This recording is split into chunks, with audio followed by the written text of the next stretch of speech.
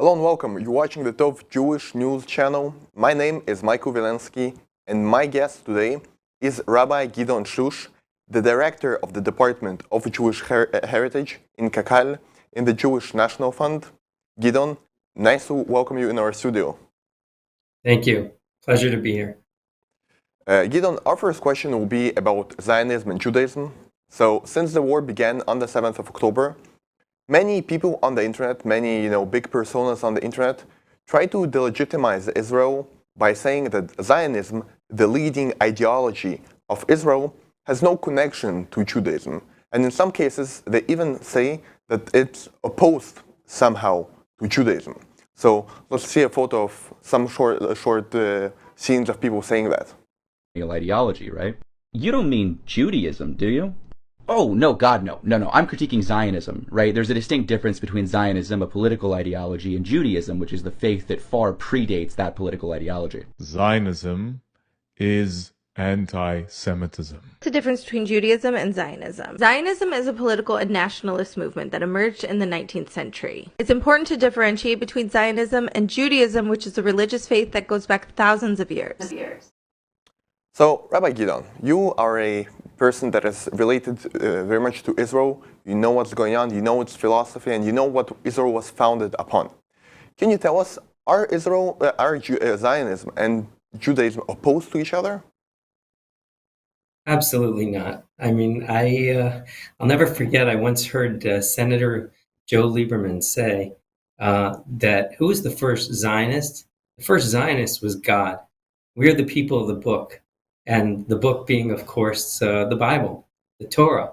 And our Bible, which can be found in every hotel room in every country in the world, practically, and certainly on every continent, says explicitly that this is that the Bible, the Torah, lays out God's gift to the Jewish people, the land of Israel, and it's something that we treasure as precious to us. I mean, on a personal level, being here in Israel, driving around. I don't know. Yesterday I had a meeting, and 2 days ago I was in a meeting in. I had to go down south, and I drove through Emek HaElah. Emek HaElah is the valley where David and Goliath had their epic battle. I mean, I don't just drive through a mountain pass. I see David and Goliath in front of me 3,000 years ago.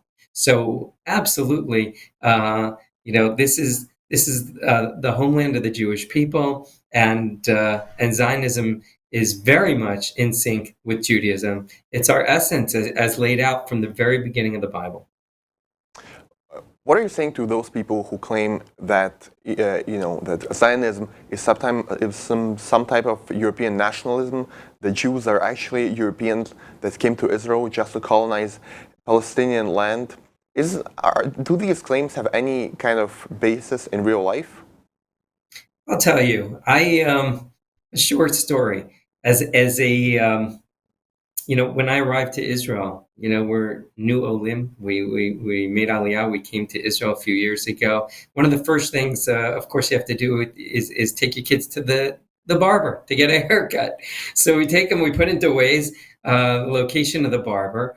We were new here, and I was amazed. I'm following Waze, and Waze is telling me to drive on a street called Elijah the Prophet Street, and then turn right on Isaiah the Prophet Street, and then turn left on Jeremiah the Prophet Street, and then I come to a traffic circle, and I literally froze. I stopped. I took out my camera. I took a picture of the next street because I couldn't believe what I was standing in front of. It said Rehov Moshe Rabbeinu, Moses. The name of the street was Moses. Why am I sharing this with you? Because our whole heritage is here. These street signs are symbolic of Jewish history, of what transpired here. This country is not 75 years old. We're in a country that's 3,800 years old. Our whole heritage is here, and it's laid out right in front of us just by that example. So can we say that Zionism is actually a part of Judaism? Because Zionism is basically doing what the Torah commandments, what the Bible commands us to do. Yeah, the Bible doesn't.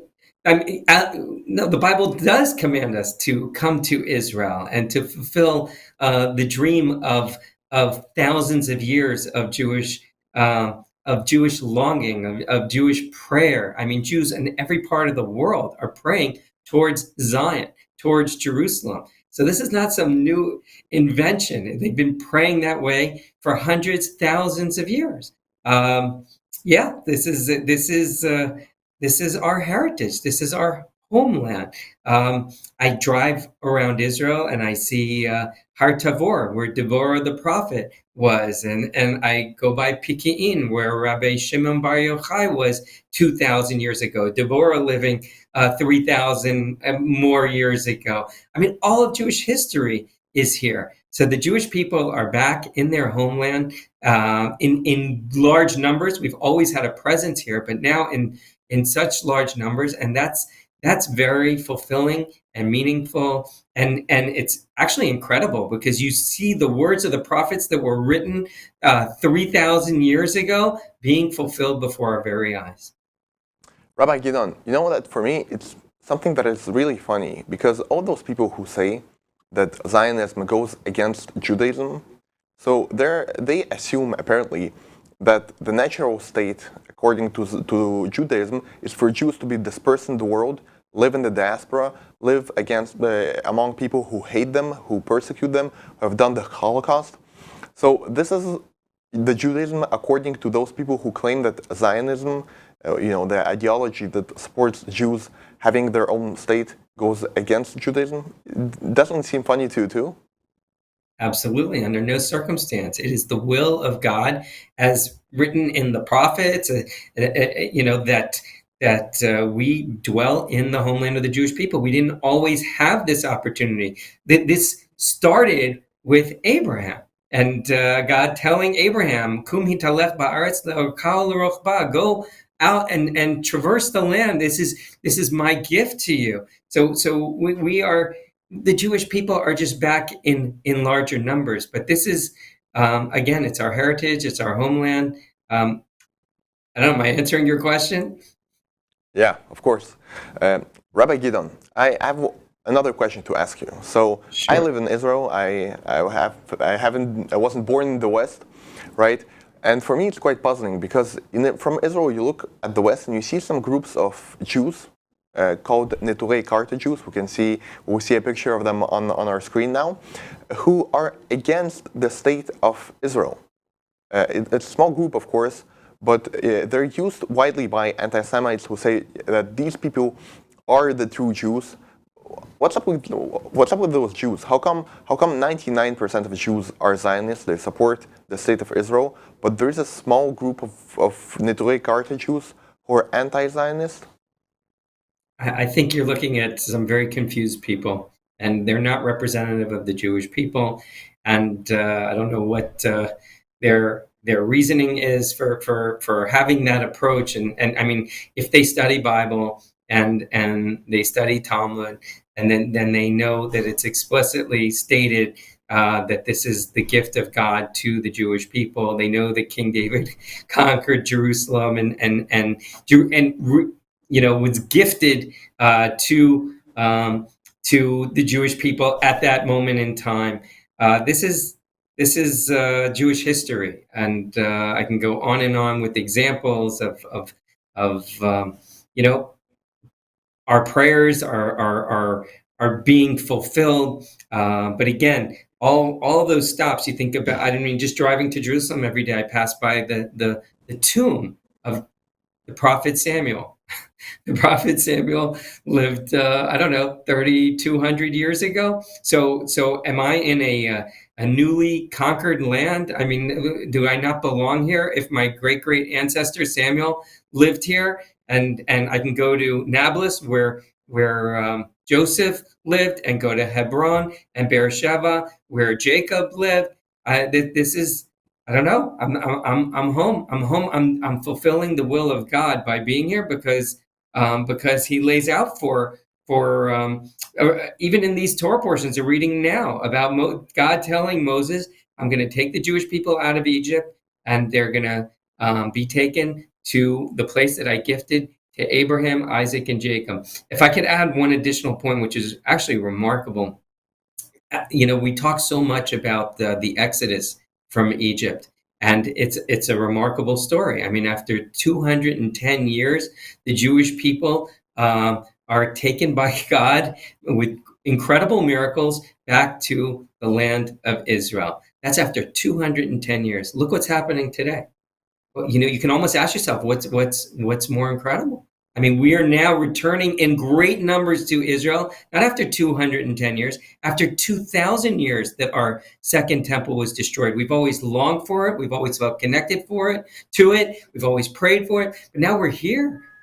Half the Jews in the world are living here in the land of Israel today. Back then, we came with one language. With the Hebrew language, we came from Egypt to Israel. Today, we're coming with 70 languages. We were dispersed around the world, but we're coming back. The Jewish people are coming home. We went with one culture from Egypt to Israel. Today, we're coming with 70 cultures. Back then, the splitting of the sea was for one day. Today, it's 75 years that God has split the sea, and the Jewish people have miraculously been living in their homeland.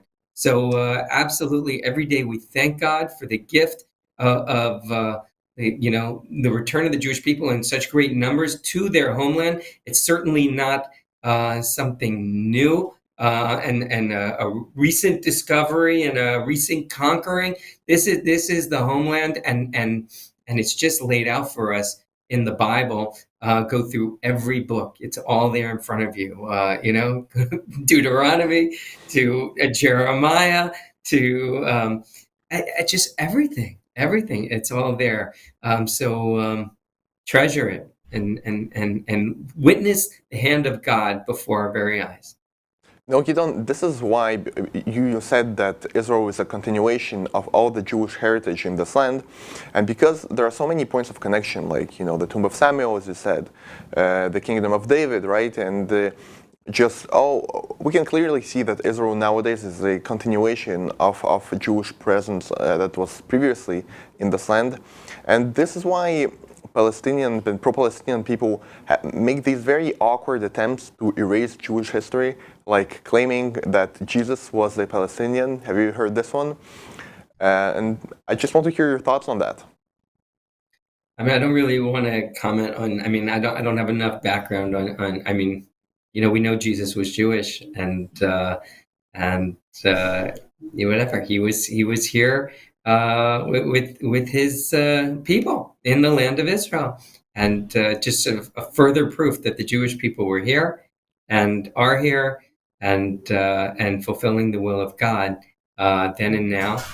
We were exiled, numerous exiles, but always there was a presence and always a continued attachment, always a longing.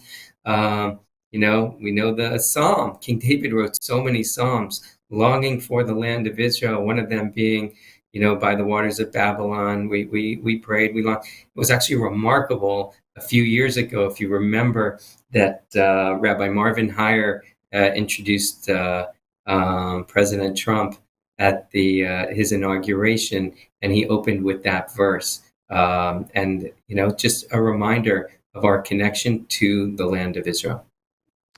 Rabbi Gideon Shloush, it has been an honor and a great pleasure to welcome you in our studio. Thank you very much for your knowledge and for this interview. My pleasure. Thank you for having me. Wish you a lot of success.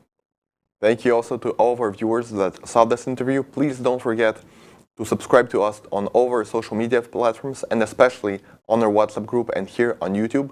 Thank you very much. Have a great day.